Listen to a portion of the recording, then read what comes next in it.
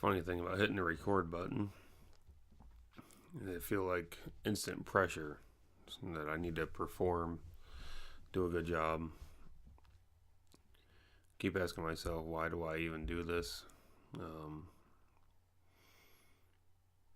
been thinking about that a long time, even before I, you know, jumped into doing this with Joe.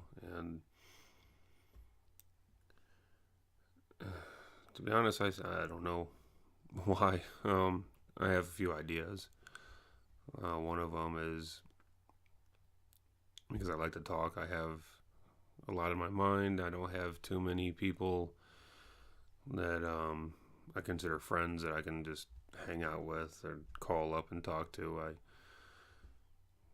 got a few friends out there that I talk to on a regular basis, and I know I wear my family out, going on and on about issues of the day, the world coming to an end, society breaking apart, Donald Trump, Hillary Clinton, Antifa, Second Amendment, abortion, gay rights, gender issues. The list goes on and on about things I have an opinion about.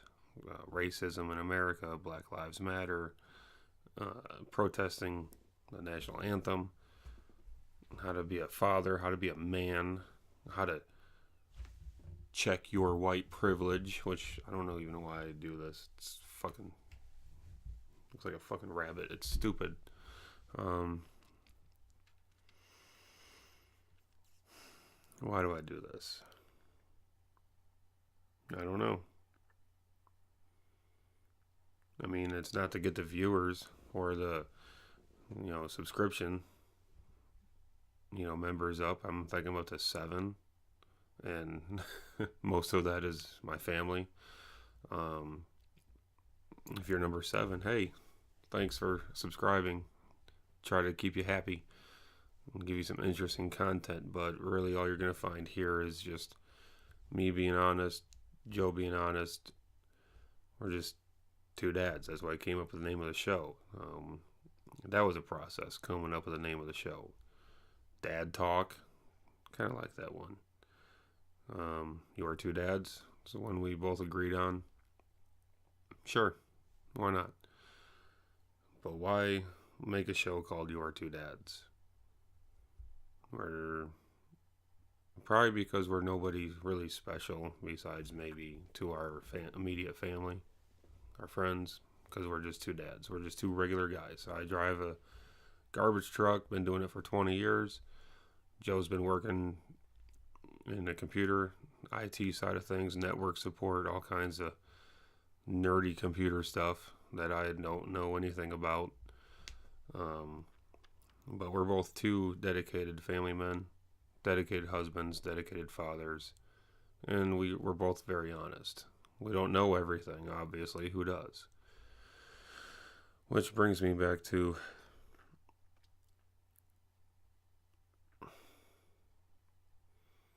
truth. Truth is a big thing for me. Being honest, speaking the truth. And really, I've been struggling with a lot of things concerning truth.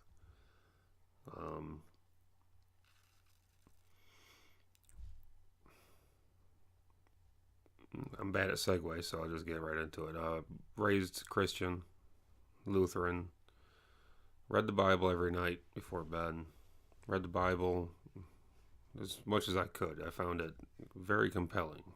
A lot of interesting stuff in there from cover to cover. Of course, as a kid, Revelations kept me up at night. It was the end of the world. Pretty scary, but the one thing I noticed in there is there's a lot of emphasis on truth. I don't know, I was about 10 years old or so. I asked my parents if I could be baptized.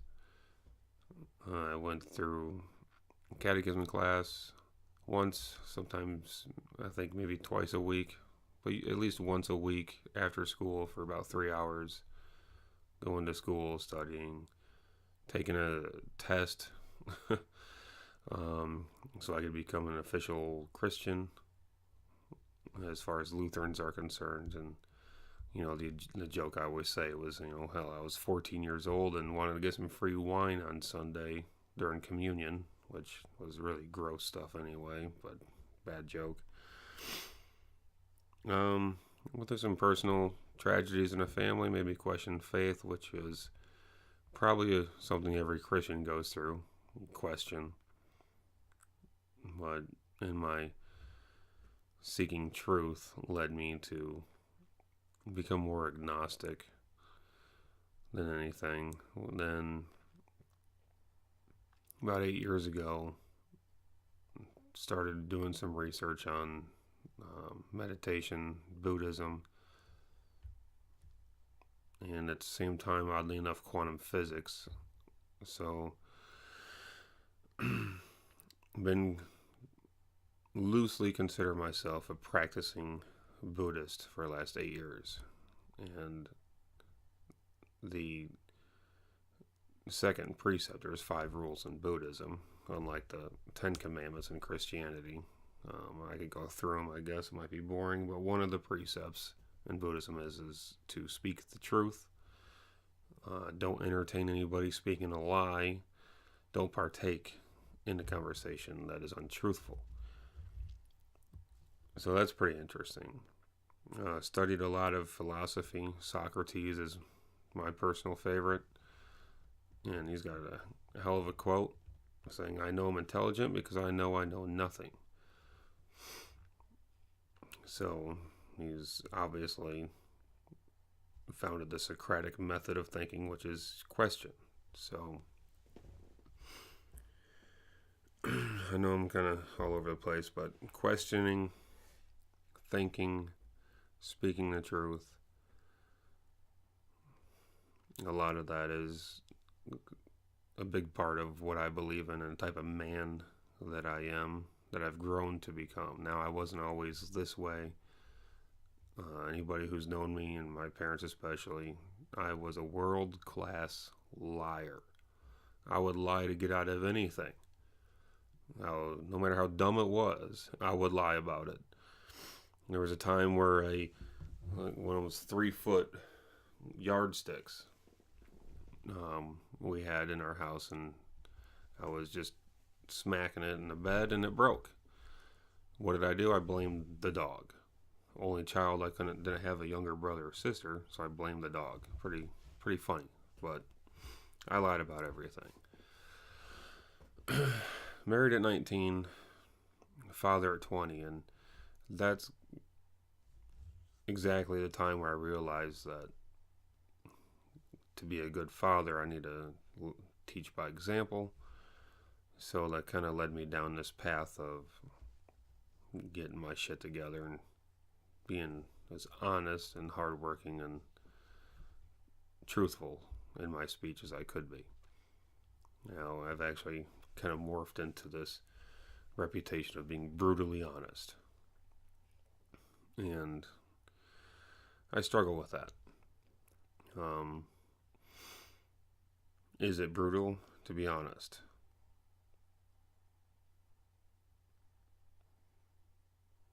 I don't know. I guess it depends on the context. There's a lot of sayings in Buddhism about truth and kindness. Only one very popular one where it combines both of those in one quote, which is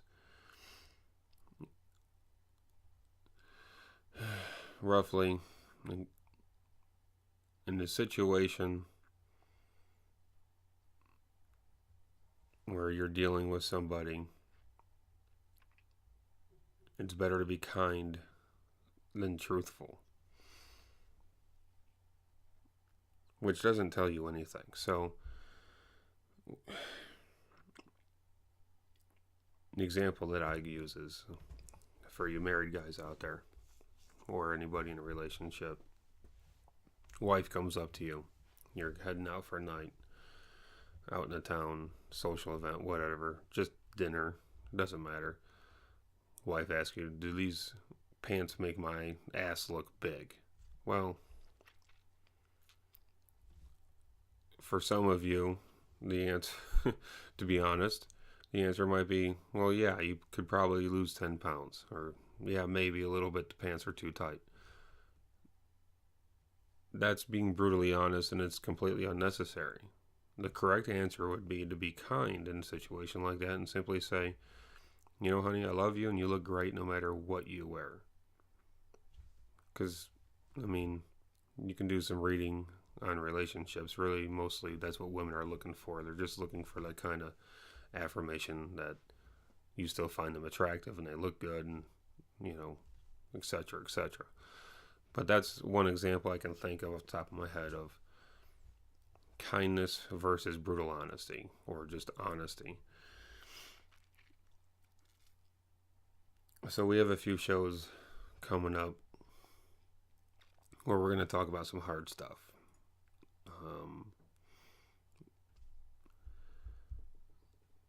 Might be political at times, it might be social, it might be personal, but at the very least, I think I owe it to myself. I owe it to whoever's watching that we're going to be, for me speaking, I know Joe would agree, that we're going to try to be as honest and transparent in our thoughts as we can.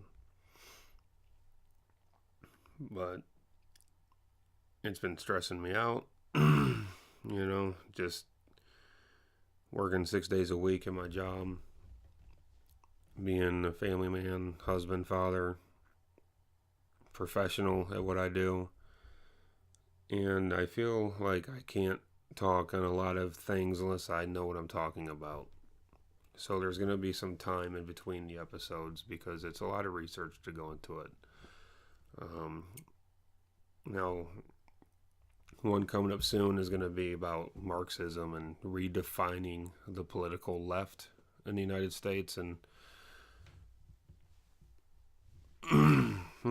excuse me, without sounding like a conspiracy nut, I want to make sure I'm doing my job. So I'm going to I've already read the Communist Manifesto, and that was kind of freaky. But,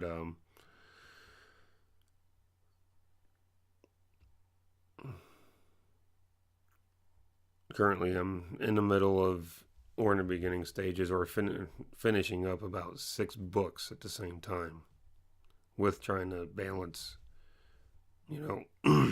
work, family, all that stuff, doing a show.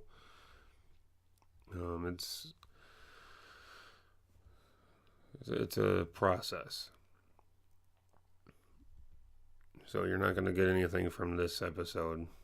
I did one about marrying a goat, and that was our most viewed show out of the dozen that we have on our channel, which I think is pretty funny. Now, I did tag a few people and send that out there because I thought it was hilarious, but we only got one comment. One real comment from an outsider, and who just happened to be somebody who is genuinely pro bestiality, which kind of freaked me out a little bit. You can look it up on YouTube and find out for yourself, but pretty funny. But anyway, I'm rambling here, and I don't want this to be a long video. Joe is on vacation doing the Walt Disney adventure in Orlando with his family, so we'll be back soon with the classical style show, trying to work on a little bit more one-on-one eye contact. It's kind of weird staring into a camera lens. I'm used to talking to a face. Like I said, work in progress. Any show ideas, send them to us and we'll definitely hit it. Not that we're running out of ideas to talk about, just we want to include our 7 subscribers and dozens or 1 dozen of viewers who watch our show. maybe one day we'll get a little bit more than that, but anyway, we'll see you around.